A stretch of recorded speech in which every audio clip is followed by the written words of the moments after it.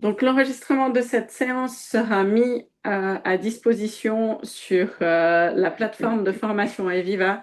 Si vous avez besoin de retrouver une information ou de retourner dans la présentation, n'hésitez pas à le mobiliser. En général, on met la séance à disposition environ pendant 3 mois. Et puis, on estime qu'au bout de 3 mois, tout devrait être suffisamment clair. Du coup, je vous partage ma présentation.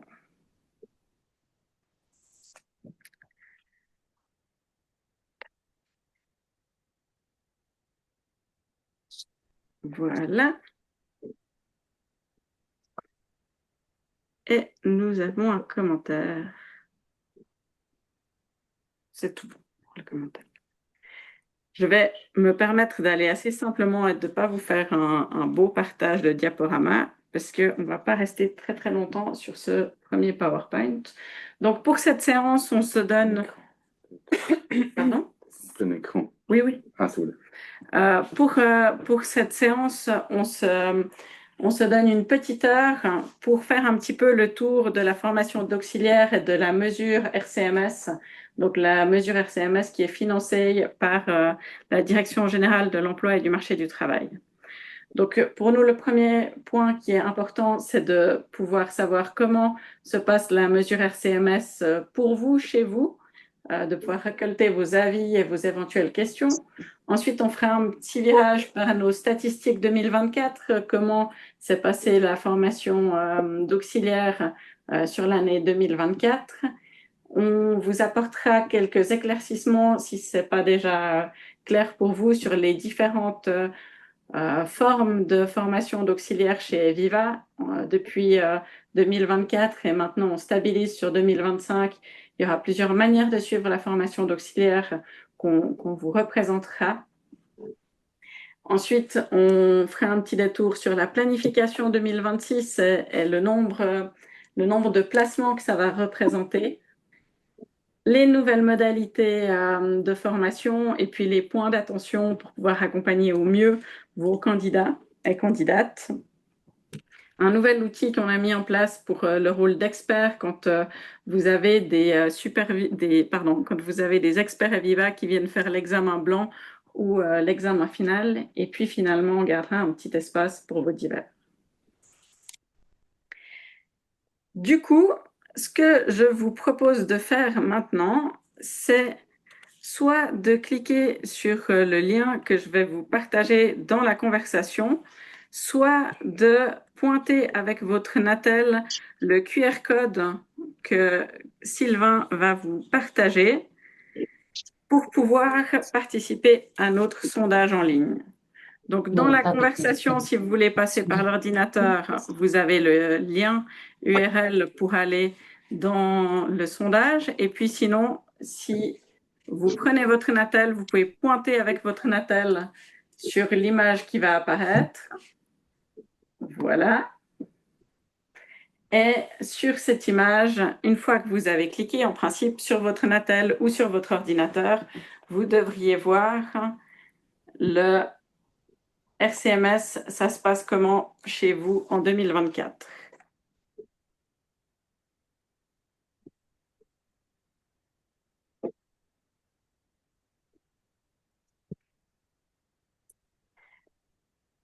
On a 21 personnes qui sont en ligne sur le sondage. Il me semble que personne n'est arrivé entre-temps. Donc, on va passer directement à la première question. Donc, on commence par les questions les plus difficiles. On a besoin de connaître le nom de votre institution et puis comment vous appelez. Pour nous, c'est des éléments qui sont importants pour savoir qui a reçu l'information qu'on transmet et puis pour savoir qui sont nos personnes de contact dans les institutions. La liste des personnes de contact est une liste qui bouge assez rapidement, donc ça nous permet de la tenir à jour. Merci bien. Visiblement, vous êtes des familiers de Mentimeter. Déjà 13 réponses.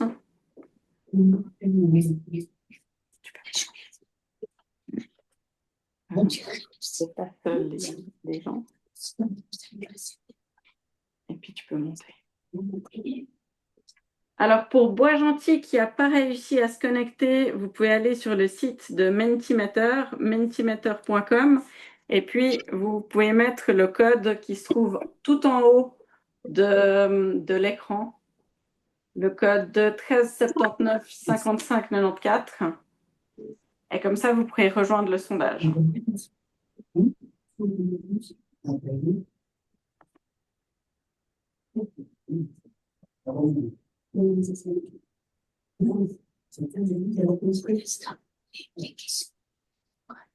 Madame Hervé, je me permets de vous couper le son. Si vous avez une question, n'hésitez pas à le remettre.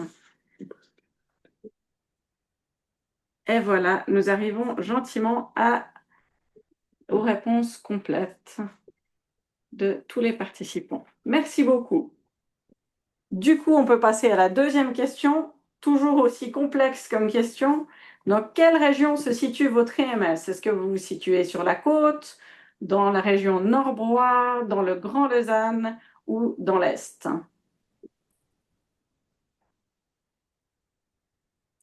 On peut remarquer depuis ces dernières années les flux de candidats et les différents lieux dans lesquels on place plus ou moins des candidats. Donc, c'est aussi une information qui est importante pour nous. Farida, si tu vas sur le site mentimeter.com avec ton attel, est-ce que tu trouves l'endroit où tu peux intégrer un code?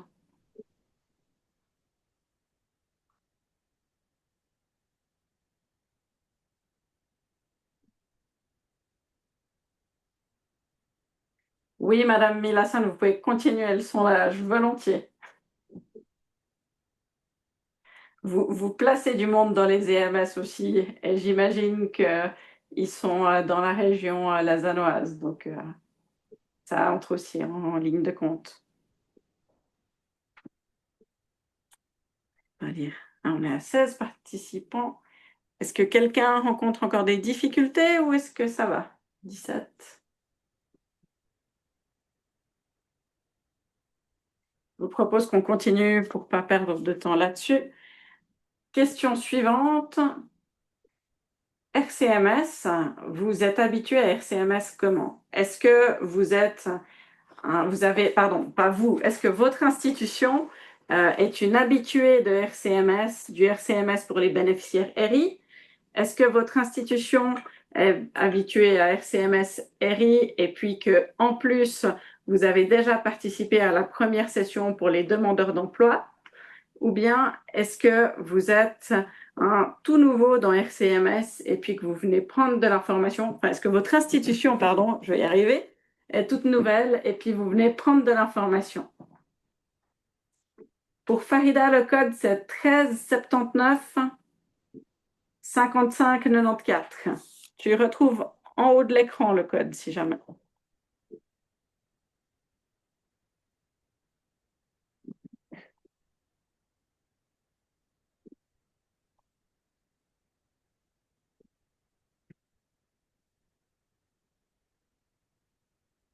On a 11 réponses. On voit que vous êtes nombreux à connaître RCMS depuis plusieurs années. Ah, quoique, ça s'équilibre. C'est un match serré.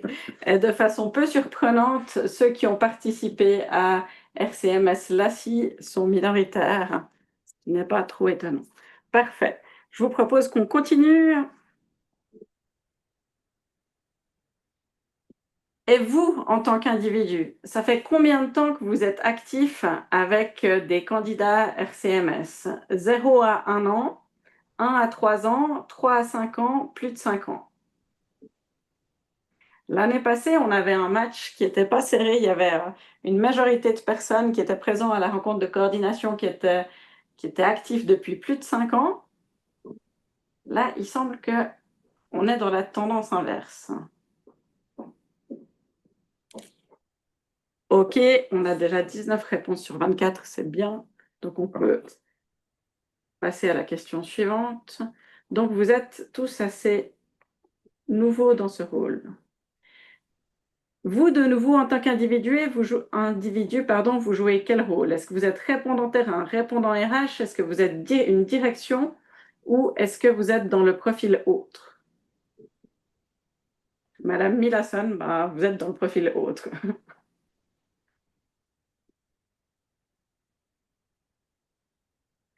Est-ce que j'ose demander aux 5 personnes qui répondent qui sont autres, quelle est leur fonction par rapport à la mesure RCMS, s'il vous plaît? Juste pour nous permettre de vous situer.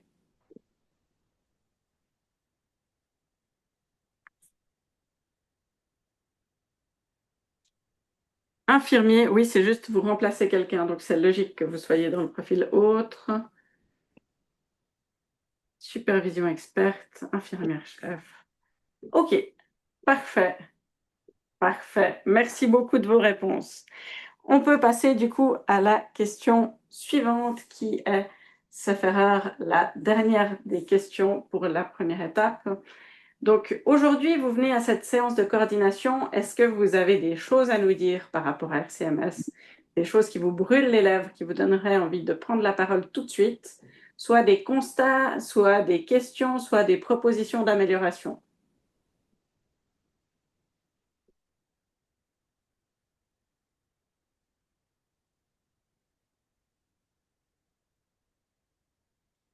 Visiblement, tout est clair. Pour l'instant, je ne vois pas de réaction.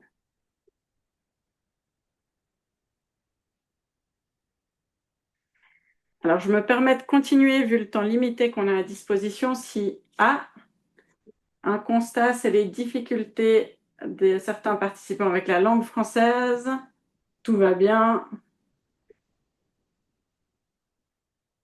Avoir un support pour inscrire les suivis, un accompagnement bien encadré et un rôle clair. Ah bah ça tombe bien.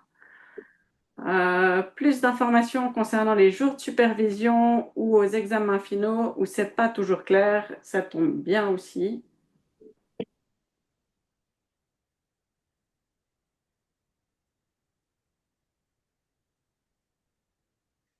Il y a une histoire de rapport de formation pratique à envoyer quand il a déjà été rempli par une autre institution, avoir un rôle clair.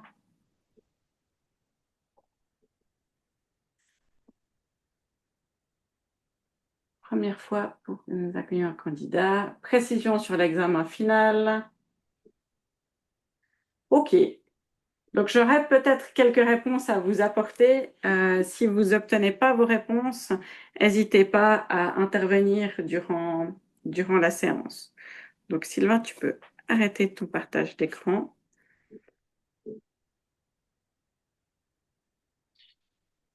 Et moi, je n'arrive pas à ce que je veux. Tac, et je vous partage mon écran avec le PowerPoint.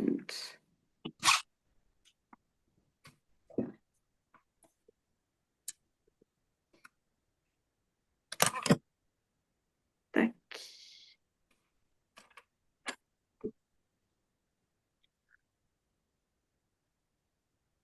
C'est bon.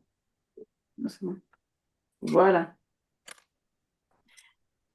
Donc, vous avez ici tout d'abord nos statistiques 2024. Donc, sur ce slide, vous voyez qu'on parle de RCMS-A. RCMS-A, c'est la formule de RCMS qui est destinée aux bénéficiaires du revenu d'insertion. Donc, en 2024, on a 99 personnes qui se sont inscrites à notre séance d'information, à notre sélection pour entrer dans la mesure.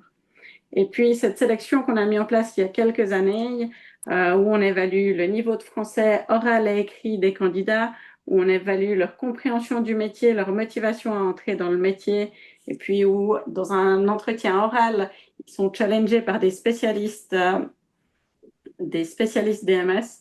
On arrive au constat que sur les 99, il y en a 61 qui sont sélectionnés dans la mesure.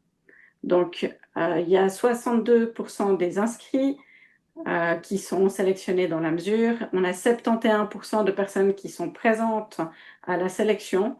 Ça fait qu'on perd en général déjà à la sélection, ou on trie déjà à la sélection pour enlever un tiers des participants qui sont pas suffisamment bien ciblés. Soit il y a une mauvaise compréhension de ce que c'est le travail d'auxiliaire, soit il y a des enjeux de garde d'enfants, d'emploi du temps, soit il y a des enjeux de français. Donc, on voit que cette sélection, elle permet déjà de faire un premier tri. Et puis, ça fait qu'en moyenne, à cette étape-là, on essaye de placer 12 candidats par session. Ensuite, les dossiers des candidats, ils sont adressés aux institutions. Et puis là, le tri s'affine encore. Dans la sélection, on est beaucoup sur le discours, sur comment la personne se représente le métier. Et puis quand vous les recevez, ben, vous leur faites passer un entretien, vous leur faites passer un stage de 1 à 3 jours. Et puis là, on voit que du coup, on a en général, il y a 1 à 2 dossiers encore qui sont en moins et qui étaient pas suffisamment bien orientés. Pour les personnes qui entrent dans la formation, sur les personnes qui entrent dans la formation, on a 34 personnes qui réussissent la formation. Donc, on est à 63% de réussite des personnes qui ont démarré la formation, qui réussissent la formation, qui passent l'examen. On a 19% d'échecs et puis on a dans ces 19% d'échecs, 15% qui est dans l'orientation accompagnement et soins et puis 4% qui est dans l'orientation hôtellerie et intendance. Ce qui est important à préciser aussi, c'est que ces candidats, on a des personnes qui échouent, mais on a aussi des personnes qui soit sont licenciées, soit abandonnent en cours d'emploi. Et puis, ça représente 9 personnes en 2024, soit 17% des candidats. Dans les raisons d'abandon, les raisons sont variées. Il peut y avoir des raisons de santé, il peut y avoir des questions d'absentéisme trop important, et puis il peut y avoir des questions de mauvaise orientation où la personne avait une certaine représentation du métier d'auxiliaire, et puis quand ils se retrouvent sur site, quand ils se retrouvent à le pratiquer, ils se rendent compte que ça ne leur correspond pas. Sur la partie RCMS-B, on est sur la partie du RCMS qui est adressé à des demandeurs d'emploi. On avait en fait un projet pilote qu'on appelait le projet La Côte, où on a eu 15 personnes qui ont été inscrites. Et puis, on leur a présenté la formation. En leur présentant la formation, on a pu se rendre compte qu'il y avait eu quelques erreurs d'aiguillage et puis que certaines personnes, après avoir eu la présentation de la formation, quand elles sont allées en institution pour découvrir ce que c'était le métier, elles se sont rendues compte que ça ne leur correspondait pas. Donc, dans ce projet pilote, entre les inscrits et puis ceux qui ont commencé la formation, on a 50% de personnes qui étaient inscrites qui sont entrées en formation.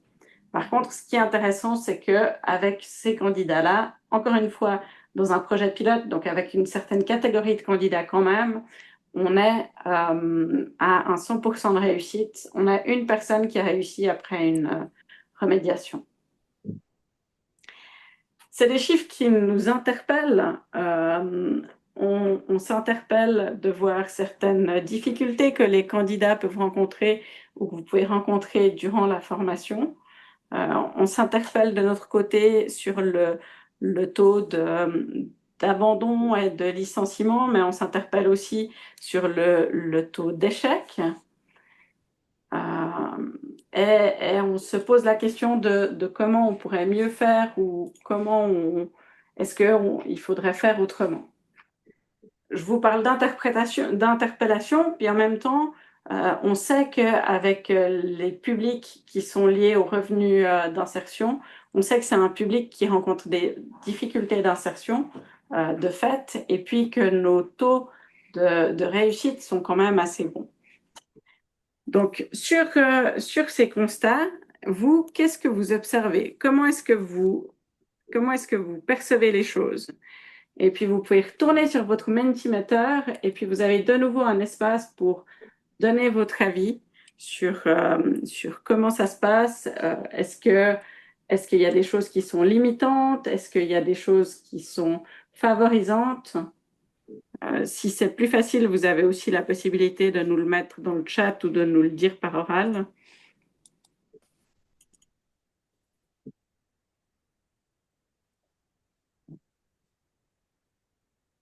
Donc, pour vous, c'est quoi vos constats par rapport au profil des candidats et puis par rapport au déroulement des mesures?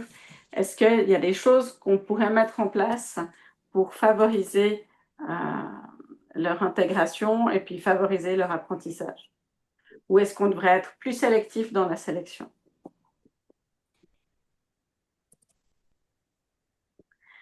Je profite notamment pour Madame Milassan. Donc, la formation d'auxiliaire chez Aviva, c'est très majoritairement des sessions de formation qui sont orientées sur les publics du revenu d'insertion et maintenant sur le public du chômage.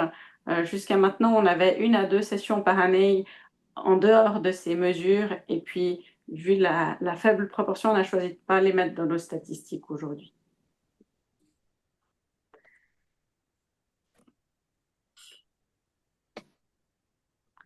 Donc, dans les constats par rapport aux participants RCMS, il y a la question du niveau de français oral et écrit, la difficulté à faire des liens entre la théorie et mettre en pratique concrètement sur le terrain,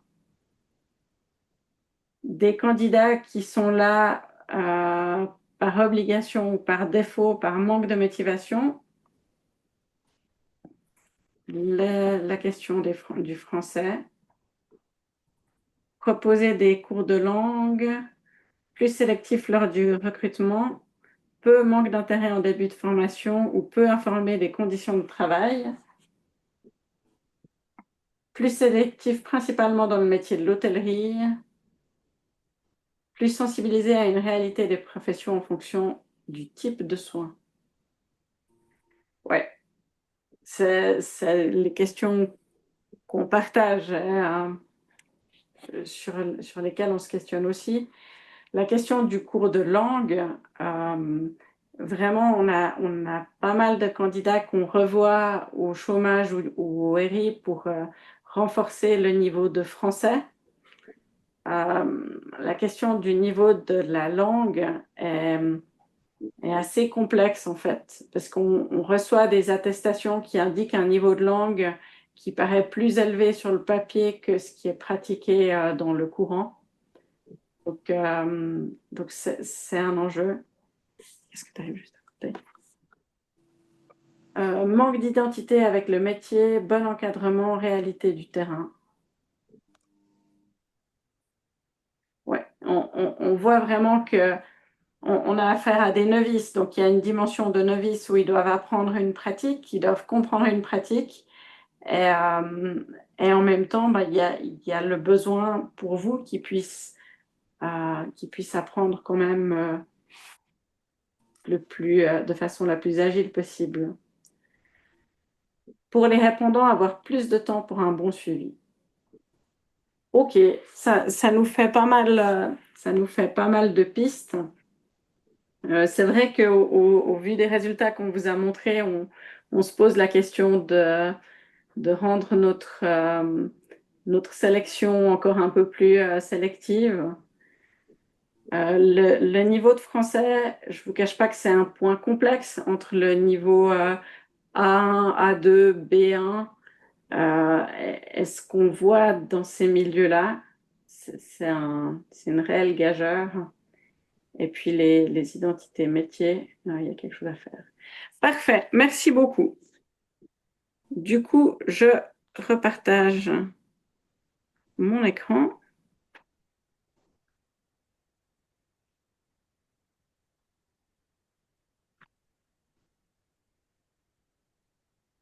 Du coup, sans transition, on vous a partagé cette image. Sylvain, vous l'avez aussi partagée dans l'invitation. Et puis, c'est un point de repère qui est important aujourd'hui pour les formations d'auxiliaires chez Eviva. Aujourd'hui, pour entrer dans notre dispositif de formation d'auxiliaire, qu'on soit en hôtellerie intendance ou en accompagnement et soins, il y a plusieurs voies d'entrée possibles. Si on part de tout en bas, n'importe quel candidat a toujours la possibilité de venir faire sa formation chez nous en tant que candidat indépendant. Vous trouvez l'offre de formation pour les candidats indépendants sur notre site internet avec la description de la formation. Ce qui est important à savoir, c'est que dans vos institutions, vous pouvez engager des personnes sans formation, notamment dans le milieu de l'accompagnement et des soins. Si c'est le cas, selon la directive dotation, vous avez ce faire 2 ou 3 ans pour les former à la formation d'auxiliaire. Du coup, une formation comme notre formation d'auxiliaire, c'est un moyen de les former pour qu'ils aient le statut d'auxiliaire. Par rapport au public qui viennent par des mesures de l'État, donc tout en haut, en jaune, vous avez le RCMS historique, donc les bénéficiaires du revenu d'insertion. Ça, c'est une formation qui existe depuis plus de 10 ans. Et puis le principe pour les bénéficiaires RI, donc ce qu'on appelle le RCMSA, c'est qu'ils vont faire la formation théorique chez Eviva, et puis après, ils signent un CDD de 6 mois avec une de vos institutions. Et puis, pour la partie de la formation pratique, on est dans la logique du CDD. Donc, c'est vraiment important dans le temps d'essai, dans le mois d'essai, de bien évaluer comment ça se passe, de bien se questionner si ça marche ou si ça marche pas, parce que c'est les règles du temps d'essai qui font foi. Donc, si le temps d'essai est passé, en principe, il n'y a pas de possibilité de licenciement si ça se passe mal, sauf pour juste motif. Dans le RCMSA, vous pouvez aussi avoir des bénéficiaires de permis S. Ça, c'est une nouveauté qui a été mise en place en 2024. Cette formation avec la logique 6 mois, l'idée, c'est qu'elle puisse aussi s'adresser notamment à des personnes issues d'Ukraine qui cherchent à s'implanter en Suisse. On a plusieurs profils d'infirmières qui se sont intégrés par le biais de la formation d'auxiliaire dans la mesure. Et puis, c'est vrai que dans un parcours migratoire comme ça, je crois que c'est assez apprécié de pouvoir passer par la case auxiliaire plutôt que d'aller directement vers une reconnaissance Croix-Rouge du diplôme d'infirmière. Passer par la case auxiliaire, ça leur permet par la pratique de comprendre comment se passent les soins en Suisse, quelles sont les règles, et puis ça leur permet de renforcer le français dans la pratique. Dans le RCMSA, on peut aussi les intégrer dans le RCMSB. Il y a les bénéficiaires prologues. La spécificité des bénéficiaires prologues, c'est qu'eux, ils signent un CDD de 10 mois. Donc, ils ont une durée de formation pratique qui est plus longue que ceux de RCMS classique. Et puis, avec ces 10 mois, après, c'est les règles de la formation qui font foi. Et puis, c'est les personnes qui bénéficient en plus de l'accompagnement de prologue. Une spécificité qu'il y a pour les personnes de prologue, c'est que contrairement au RCMS classique, ils n'ont pas de supervision. Ils font toute la formation, puis après, ils vont directement à l'examen. Ensuite, la partie bleu turquoise du schéma, plutôt en bas de page, c'est le nouveau RCMS qu'on a mis en place. Donc, grâce au bon partenariat qu'on a avec la Direction générale de l'emploi et du marché du travail, et puis un partenariat qui avait déjà sur la côte avec les ORP, on a pu mobiliser des nouvelles conditions du chômage pour proposer la formation d'auxiliaire aussi à des demandeurs d'emploi. Ça signifie que ces personnes, elles viennent en formation chez nous, elles viennent suivre les cours et puis après, elles ont un stage de 3 mois en institution. Ces personnes, elles vont suivre les règles de l'ORP. Donc, ça signifie qu'elles restent assurées à la loi sur le chômage pendant toute leur formation. Ça signifie que si elles trouvent un emploi durant les 3 mois, il peut y avoir une interruption de mesure. Si ça se passe pas bien pour une des parties, en coordination entre l'employeur, Eviva et l'ORP, on peut interrompre la mesure à tout moment. Et puis, ça signifie que pour ces profils-là, les recherches d'emploi, elles sont maintenues durant toute la mesure, mais en principe, l'ORP essaye de s'arranger pour limiter les recherches pendant la mesure, pour qu'elles puissent vraiment se concentrer sur leur formation et puis qu'elles puissent vraiment s'orienter dans le domaine des EMS. Donc, ça, c'est les voies pour suivre la formation. Et puis, on est toujours sur les deux mêmes voies de formation d'auxiliaire. La formation d'auxiliaire accompagnant la personne âgée, qu'on appelle AAPA, qui est une formation de 21 jours sur sur le rôle d'auxiliaire.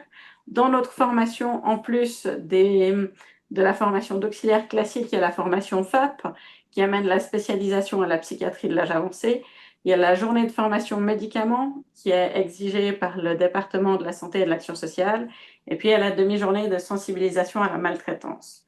Et puis, du côté hôtellerie-intendance, c'est une formation de 18 jours qui comprend toute une partie sur les techniques d'intendance et d'entretien, qui comprend également FAP et puis qui comprend également la sensibilisation à la maltraitance, à la promotion de la bientraitance dans les institutions. Donc ça vous donne une version schématique de nos offres de formation.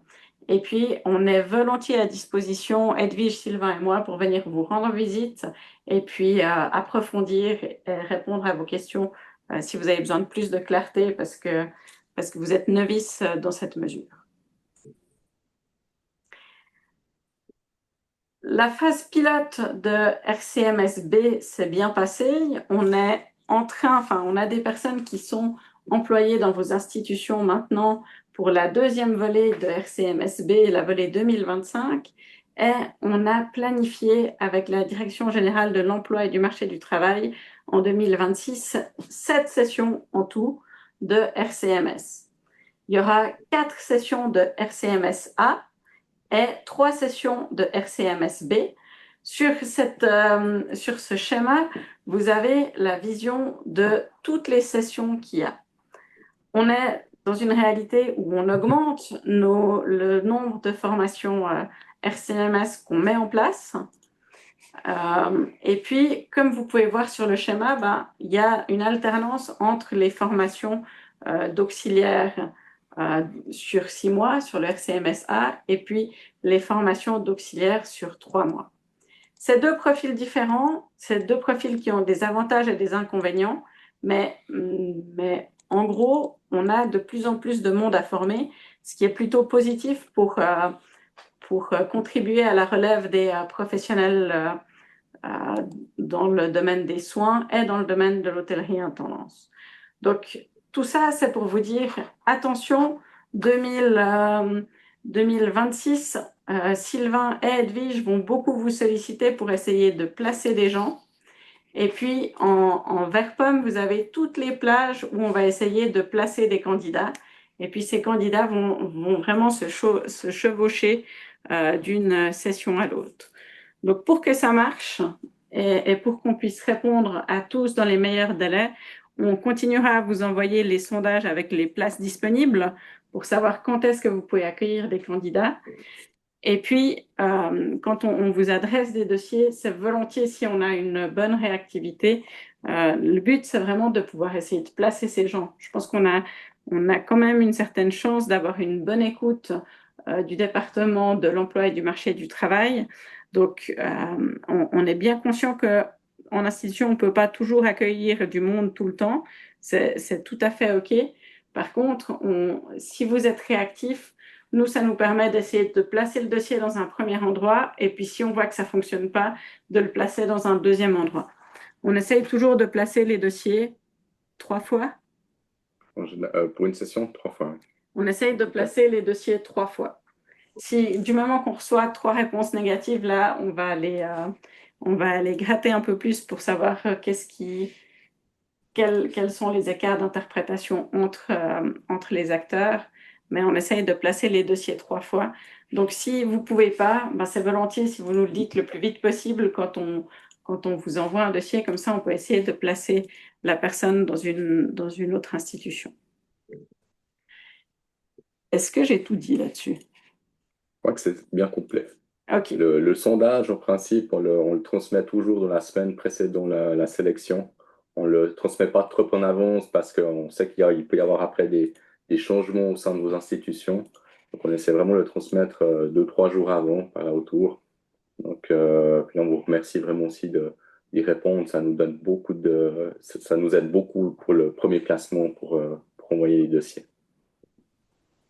Et puis, maintenant, on questionne aussi les candidats pour savoir s'ils ont déjà fait des stages et puis s'ils ont déjà fait des stages et que ça s'est bien placé, passé, on essaye de replacer les candidats aussi dans les lieux où ça s'est bien passé, tout en essayant d'avoir un équilibre entre les différentes institutions.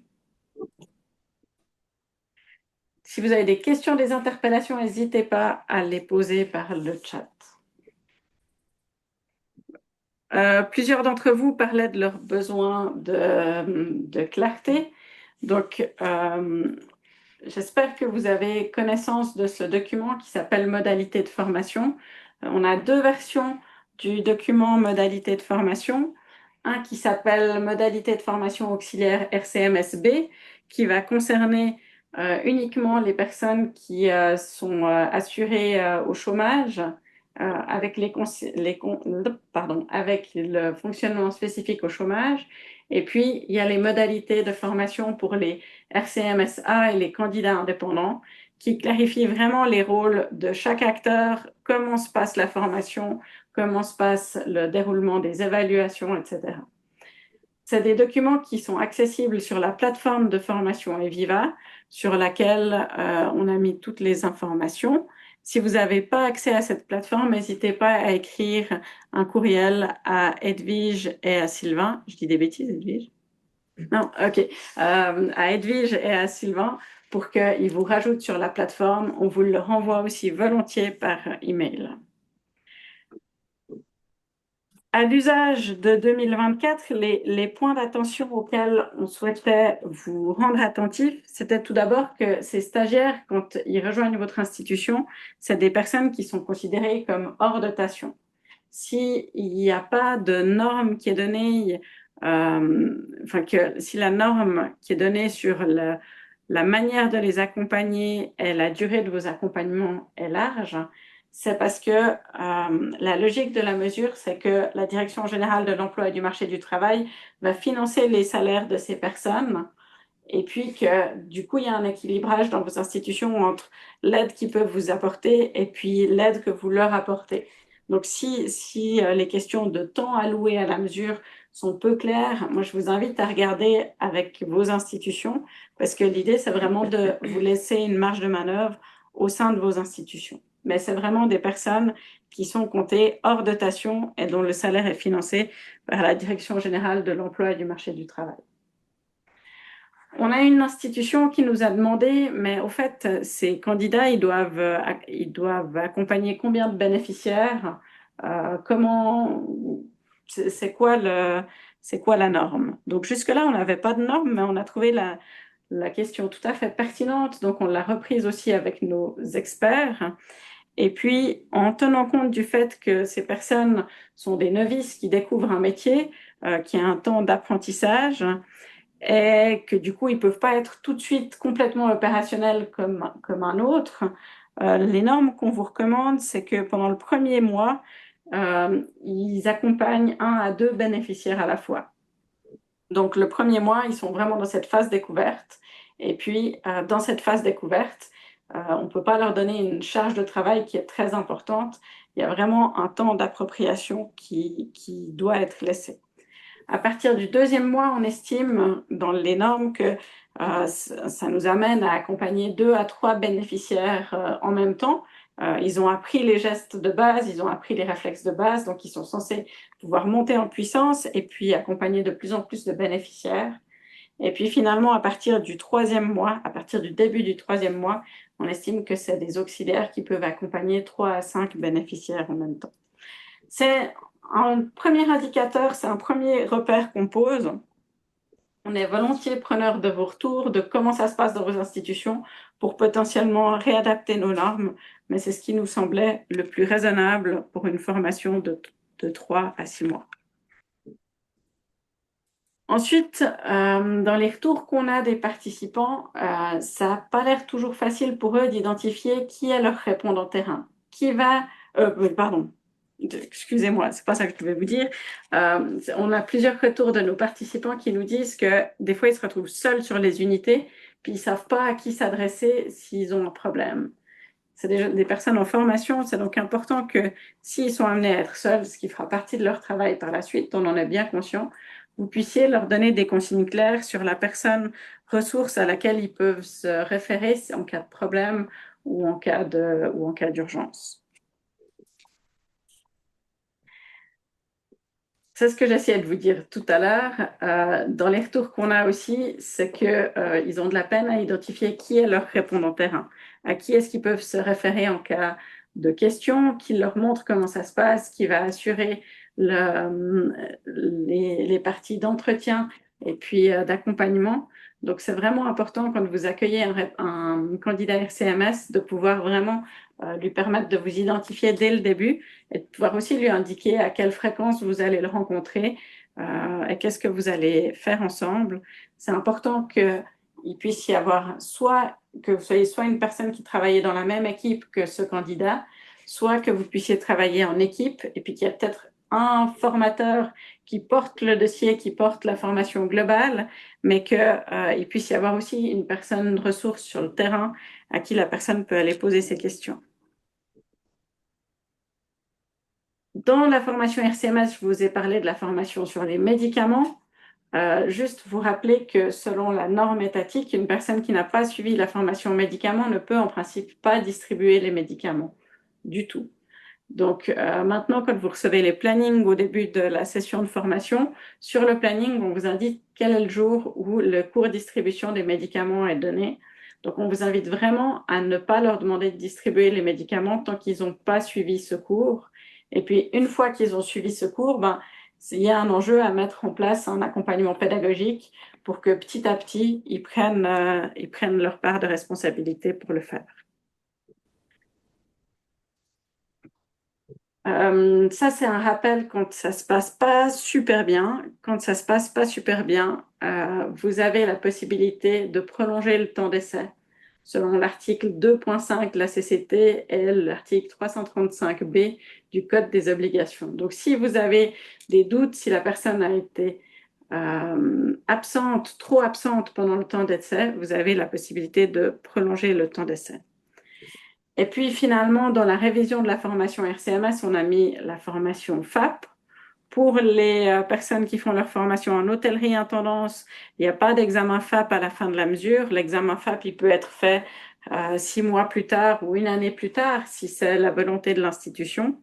Pour ceux qui font leur formation en accompagnement et soins, il y a la possibilité pour le candidat de faire aussi l'examen FAP en même temps que l'examen d'auxiliaire. Pour qu'il fasse son examen FAP en même temps que l'examen d'auxiliaire, déjà, il faut que vous et lui, vous mettiez d'accord. Oui, c'est pertinent qu'il le fasse et puis il y a une plus-value à ce qu'il le fasse. On se rend compte à l'usage que le passage de l'examen FAP, ça demande des compétences assez élevées pour un auxiliaire novice. Donc, on voit que ce n'est pas forcément réaliste pour tout le monde. Donc, en tant que répondant terrain, il faut que vous posiez la question, est-ce que c'est adapté ou pas? Et puis, si c'est adapté pour que FAP puisse être évalué pendant la formation d'auxiliaire, il faut qu'il y ait un bénéficiaire qui ait des troubles cognitifs et qui nécessite une adaptation de l'accompagnement aux troubles cognitifs et une adaptation de la communication. Et puis, Suivi les cours. pardon? Suivi les cours. Et puis, il faut avoir suivi tous les cours FAP. Donc, au début de l'examen, l'expert veillera à ces questions-là. Si vous travaillez dans un EMS où jusque-là, il n'y avait pas ou peu FAP, que vous n'êtes pas à l'aise avec la formation FAP, vous avez la possibilité de suivre la formation de répondant FAP chez Eviva. Il y en a une qui est prévue sur cet automne, au mois de novembre. Et puis, si vous avez besoin de renforcer vos compétences pour accompagner des personnes qui sont en réinsertion sociale et professionnelle, on a aussi une formation sur l'accompagnement des stagiaires en réinsertion, auquel vous pouvez vous inscrire. Vous trouvez tout sur notre site internet et puis on vous tient volontiers, on vous informe volontiers en cas de difficulté. Je ne vois pas de questions et le temps passe, donc je vous permets de continuer, mais je suis volontiers preneuse des questions. Plusieurs personnes avaient besoin de clarté par rapport au déroulement de l'examen et comment se passe l'examen. Donc, sur 2024, on a fait le même constat que vous. Et puis, avec les 2 coordinateurs de filière et l'équipe d'experts, on a mis en place un guide de l'expert pour la formation d'auxiliaire, où on a vraiment resitué les différents moments d'examen et puis qu'est-ce qui est attendu dans les différents moments d'examen. Ce guide de l'expert, on va aussi le mettre sur la plateforme de formation. Si vous voulez aller voir plus en détail, n'hésitez pas à aller explorer. L'idée, c'est vraiment d'avoir un repère en plus sur le rôle de l'expert. Qu'on a redéfini en mettant ce guide en place, c'est que pour nous, les 2 moments où il y a des experts Eviva qui viennent, c'est 2 moments qu'on considère comme des examens. Le premier qu'on appelait supervision jusque-là, on le considère comme un examen blanc. Quand on parle d'un examen blanc, l'idée c'est que c'est un examen formatif qui sert aux candidats à se situer par rapport au niveau de compétences qui sont attendus à l'examen. Donc on va faire dérouler l'examen comme si on était en situation, et puis après, l'expert va faire son retour au candidat pour lui dire comment ça s'est passé, quels sont les points sur lesquels il doit encore travailler, encore évaluer, quels sont les points où c'est largement maîtrisé. Dans la construction de notre formation, ce moment d'examen blanc, on essaye de l'organiser dans la majorité des cas avant la dernière journée de cours qui est dispensée chez Eviva, qui est une journée de révision. L'idée de la journée de révision, c'est d'avoir une journée où on peut approfondir les sujets qui posent problème aux candidats. Donc l'idée, c'est que l'examen blanc puisse aller nourrir la journée de révision et puis que vous aussi, si vous voyez que le candidat a des problématiques plus spécifiques sur un sujet ou l'autre, vous puissiez l'encourager à utiliser la journée de révision pour approfondir ce sujet. Ensuite, il y a l'examen final. L'examen final, c'est ce qu'on considère comme un examen sommatif. Puis l'examen final, il doit dire oui, la personne, elle a les compétences d'être auxiliaire de santé, ou non, elle n'a pas les compétences, elle est connaissances. Vous pourrez lire aussi sur le document, on a aussi spécifié quelles sont les compétences qui sont attendues pour ces 2 types d'évaluation. En gros, quelle est la posture qu'on attend non seulement de l'expert Eviva, mais également de vous dans ces moments d'évaluation.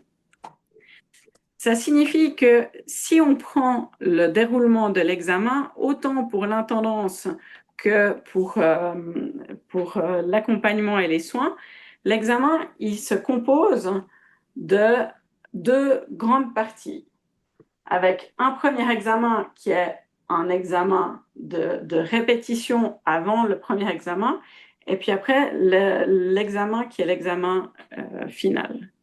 Je vois qu'il y a une question. Oups. Il va me dire quelle est la question, Sylvain, s'il te plaît. Je pense qu'elle est adressée à toi. Ah non, il n'y a pas de question. Donc, la première étape de l'examen, c'est votre rapport de formation pratique. Vous, en tant que répondant terrain, vous devez dire oui, dans l'institution, ça se passe comme ça. Et puis, vous avez une grille d'examen à remplir où on vous demande d'évaluer la performance du candidat sur le long terme, sur la dernière phase de son stage, comment ça s'est passé, et puis s'il a les compétences ou pas, pour être auxiliaire de santé ou auxiliaire en hôtellerie intendance. Quand vous remplissez ce rapport de formation pratique, vous avez la possibilité de dire non, la personne ne peut pas se présenter à l'examen. Si ses prestations sont intéressantes, si elles sont en bonne voie, il a été trop absent. Donc nous, on ne peut pas valider sa pratique professionnelle. Donc vous êtes les premiers évaluateurs de l'examen, du processus d'examen d'auxiliaire. Ensuite, il y a l'examen blanc. L'examen blanc, c'est en cours de formation. Donc, vous rendez votre rapport de formation pratique, vous faites votre rapport de formation pratique, et puis, quand l'expert Eviva vient pour l'examen blanc, vous le lui remettez de main à main. Là, on est dans une logique formative, comme je vous disais avant. Votre rapport de formation pratique et l'examen blanc doivent permettre à la personne de se situer. Et puis, dans le moment d'examen blanc, l'expert va faire une synthèse de la performance au candidat, va lui dire ça s'est bien passé, ça s'est moins bien passé, attention, il faut travailler là-dessus pour encourager le candidat à continuer à s'améliorer et puis à évoluer. Dans les cas où ça ne se passe pas super bien, où il y a encore besoin d'approfondir, il y a la possibilité de mettre en place ce qu'on appelle une supervision. La supervision, l'idée, ça va être de pouvoir prendre un moment pour approfondir des sujets qui ont été très problématiques dans l'examen blanc. On n'est plus dans la logique où le premier examen blanc ne se passe pas bien, on refait un deuxième examen blanc et puis on regarde comment se passe le deuxième. L'idée, c'est vraiment de se dire, on fait un examen blanc aux 2/3 de la formation pour situer la personne. Selon ce qui est observé dans cet examen blanc, on va prendre des mesures. Soit il y a l'expert Eviva qui revient et puis qui va faire repasser l'activité de soins, par exemple, en étant particulièrement attentif à ce qui a été problématique, soit alors c'est décidé que c'est vous, en tant que répondant terrain, qui faites un moment de renforcement des compétences et d'amélioration continue. L'idée vraiment, c'est que à la fin de cet examen blanc, l'expert Eviva vous donne une recommandation, mais il vous appartient à vous et au candidat d'estimer si, oui, ça a un sens que de mettre en place la proposition de l'expert Eviva, ou bien sinon, on préfère faire autrement. Il n'y a pas d'automatique à la supervision par un expert Eviva directement après l'examen. C'est uniquement dans les situations où il y a un besoin de renforcement des compétences qui est important. Et puis, si vous avez un candidat, certains d'entre vous allaient peut-être me dire, mais là, Madame Dupont, elle a complètement paniqué. Elle s'occupe très bien des résidents, mais là, dans le moment d'examen, elle a eu un coup de panique, elle n'a rien rassuré, l'examen blanc, il s'est mal passé. Ben, dans ce cas-là, c'est tout à fait possible que la supervision qui revient plus tard, c'est un deuxième examen blanc pour lui permettre de réussir une fois avant l'examen final. Ça, c'est tout à fait OK. Mais on est vraiment dans un cas spécifique, et puis c'est parce que la problématique, c'était le coup de panique. Donc là, on est encore dans la voie formative, et puis finalement, le dernier examen blanc, le dernier examen, pardon, qui a une valeur sommative, vous avez la grille d'examen. Donc pour cet examen, c'est très important que vous ayez renvoyé le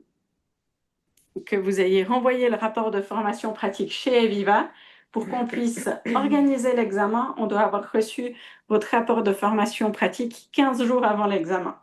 Si on ne reçoit pas le rapport de formation pratique, l'examen, il peut être annulé. Et puis, si on ne reçoit pas le rapport de formation pratique et que l'examen est annulé, c'est potentiellement à la charge de l'institution les frais de déplacement de l'intervenant s'il a dû se déplacer pour rien. Donc, c'est vraiment important que 15 jours avant l'examen, on reçoive votre rapport de formation pratique chez Eviva. C'est aussi une manière de faire en sorte que l'évaluation de l'expert Eviva, quand il vient en examen, elle soit la plus neutre possible, et puis que l'expert Eviva il puisse évaluer le moment d'examen. Je ne l'ai peut-être pas assez formulé, le moment d'examen, autant l'examen blanc que l'examen final, il est piloté, il est mené par l'expert Eviva. Mais le résultat de cet examen, c'est une co-évaluation entre vous, répondant terrain, et puis l'expert Eviva. Et puis, ça doit être le résultat d'une discussion, vous décidez ensemble. Vous portez ensemble la responsabilité de dire oui, cette personne a les compétences ou non, elle ne les a pas. Si vous allez sur notre plateforme de formation, que vous allez regarder les grilles d'examen, sur début 2025, on a revu nos grilles d'examen, on a apporté plusieurs améliorations spécifiques à chaque orientation. Donc, n'hésitez pas d'aller jeter un œil pour bien comprendre ce qui a été mis en place et comment ça a été mis en place. Voilà pour les examens. J'espère que j'ai apporté un peu plus de clarté. Madame Goncalves, vous avez posé une question. La journée de révision est comprise dans une journée de travail dans l'institution? Non, la journée de révision, c'est une journée de cours chez Eviva. Donc, c'est une journée de travail, mais c'est une journée où la personne est en dehors de l'institution. Est-ce qu'il y a d'autres questions, d'autres réactions?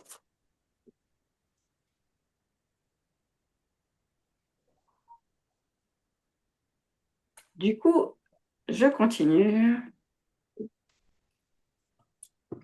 Ouais, il faut que je me dépêche. Donc, vous dire que pour nous, dans la journée de sélection, c'est important quand on présente aux candidats de pouvoir avoir des auxiliaires qui présentent leur travail, qui expliquent ce que c'est une journée de travail, comment ils vivent leur travail, ce qu'ils apprécient, ce qui est peut-être plus compliqué. C'est une manière vraiment de rendre concret l'apprentissage.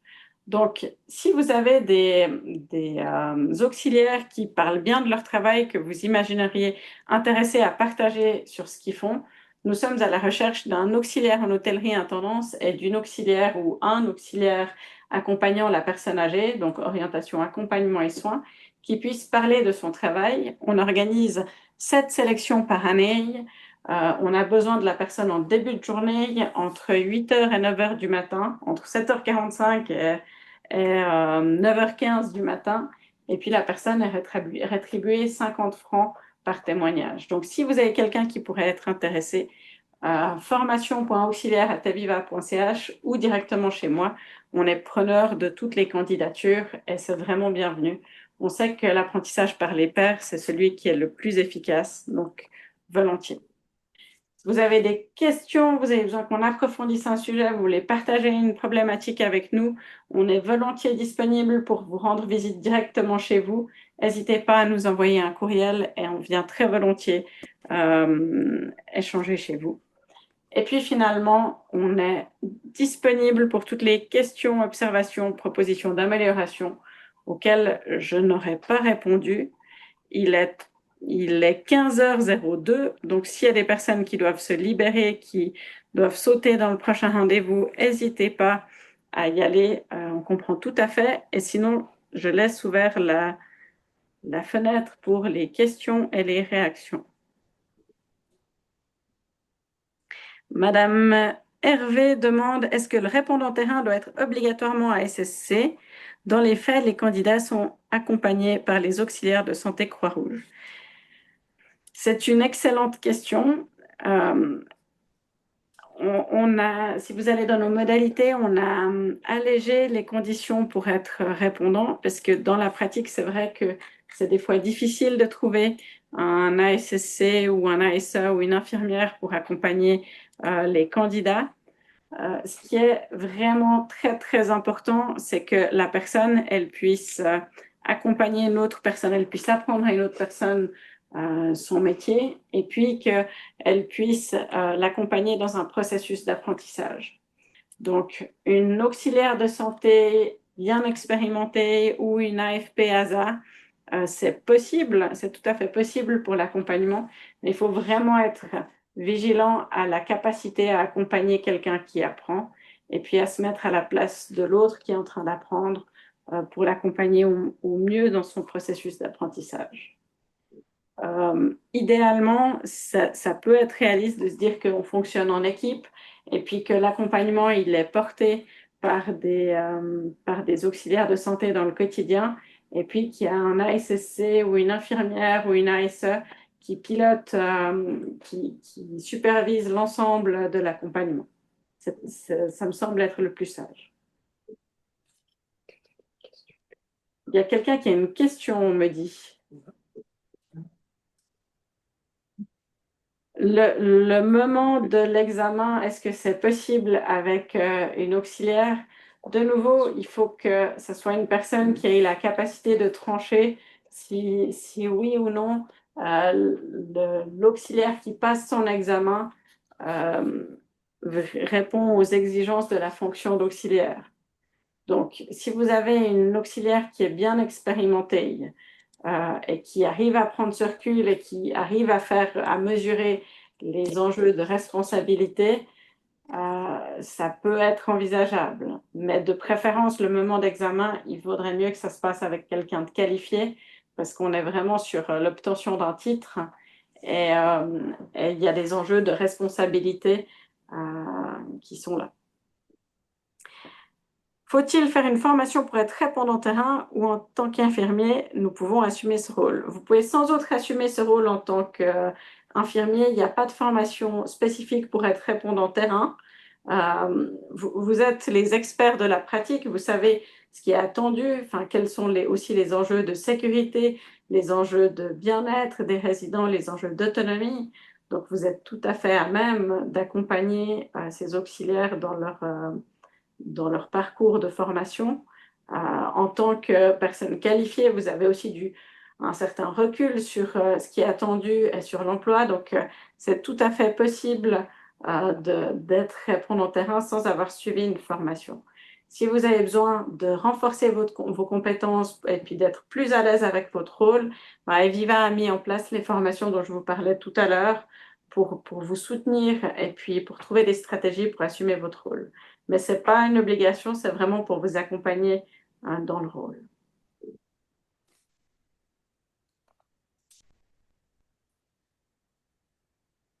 Bon après-midi à Valérie qui nous dit qu'elle doit nous quitter. Est-ce qu'il y a d'autres questions ou d'autres réactions qui doivent être abordées? Un grand merci pour votre présence et votre disponibilité. Ah, Madame de la résidence Préfleurie, je vous vois ouvrir la bouche. C'est pour nous? Je vous laisse peut-être mettre votre micro.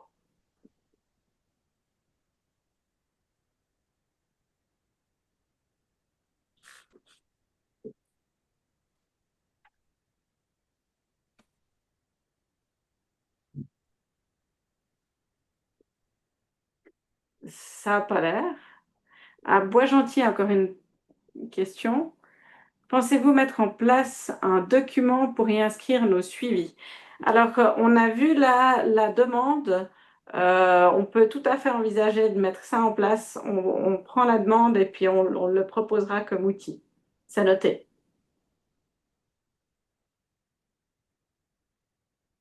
Voilà. Je crois que j'ai répondu à tout. Merci à vous de votre présence, merci à vous de votre disponibilité. C'est vraiment une formation qui nous tient à cœur. On se rend compte de l'engagement que c'est. On se rend compte des bonnes surprises que vous pouvez vivre quand vous accueillez nos candidats et des moins bonnes surprises parfois.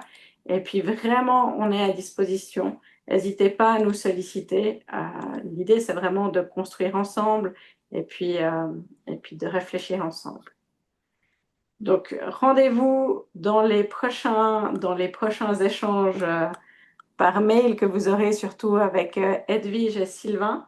Et puis, comme cette année, en 2026, on réorganise une séance d'une heure en ligne comme ça pour aborder vos autres questions. Et je vois qu'il y a encore une question. Les suivis doivent-ils être hors effectif pour les répondants? Ça, c'est une question de fonctionnement institutionnel où il faut que vous mettiez d'accord avec vos directions sur comment vous y prendre pour réaliser ces suivis. On laisse cette marge aux répondants et aux institutions. Bon après-midi à tous. Une toute bonne continuation et puis à bientôt. Merci beaucoup. Au revoir. Au revoir, merci. Au revoir. Au revoir, bon après-midi.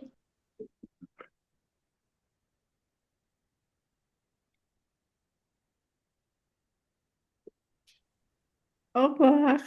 Au revoir, Marga. Bye bye, À Marga. bientôt. Ciao, ciao. Merci, au revoir. Au Au revoir. revoir.